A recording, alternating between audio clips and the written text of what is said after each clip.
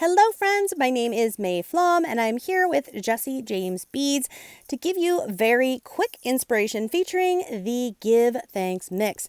This new mix is so beautiful, and yes, initially you pick up on some fall leaves and kind of autumn vibes, but guess what? We can absolutely make year-round jewelry with this, and I'm going to show you how quickly and easily. So the first thing I do, I have got a circle that I picked off of a large chain. I love using these. I've also got some bead along jump rings that I'm going to use, purchased at Jesse James Beads. In fact, all of this is. And then I have a super thin gold chain, and this is again from Jesse James Beads. And this has just got a little closure that you put on each end once you've decided how long you want it. And that part is super easy. We'll show you in a minute. What I'm doing right now is just kind of getting my design together. My thought is to use this ring as a focal. I'm going to make this long enough that we do not need a clasp or a closure. Otherwise, you could use, if you had some kind of a clasp that was large and open, then that can be really cool to dangle things from as well. So I know the style I'm going for. I know it's going to be quick and easy and fun, and I'm going to be able to explain this to you very quickly as well. I'm just putting the little closures on the ends of my chain there once I've got the size down, and just kind of lightly pressing it on there then with a jump ring, getting that jump ring on there. And you know what? Jump rings are the key to my quick and easy jewelry designs, because if I don't like what I did, just open that jump ring back up and start again. So I am just using my bent chain nose and chain nose pliers. It works better if you have two pairs. Sometimes you can get away with one, but let's face it, when we're jewelry making, you do need two on each side, and always twist, never pull apart.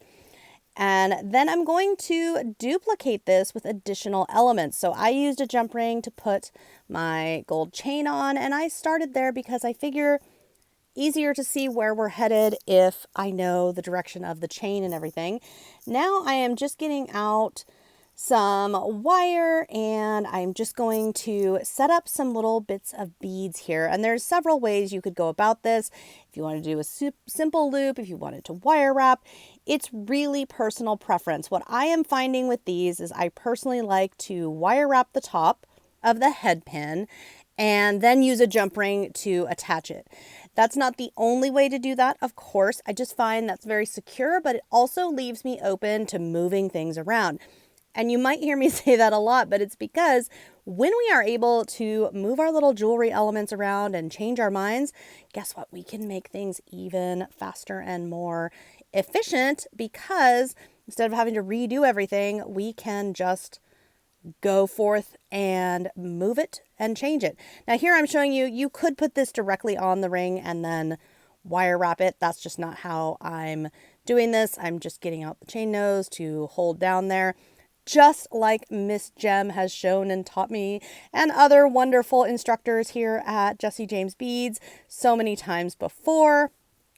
And once I've got that, a couple of those going, I can look at the design. How am I feeling about it? Do I like the leaf up top? Do I want to move something down below? Do I want to combine my chain so that they're actually both ends are coming down onto the same jump ring? Lots of little choices to make, but by using those jump rings and utilizing very simple jewelry techniques, I'm able to adjust and perfect this necklace quickly, easily, and oh my gosh, it's so much fun. I am loving this mix so much, and I'm loving using, and yes, I drop things sometimes. That's just how I work.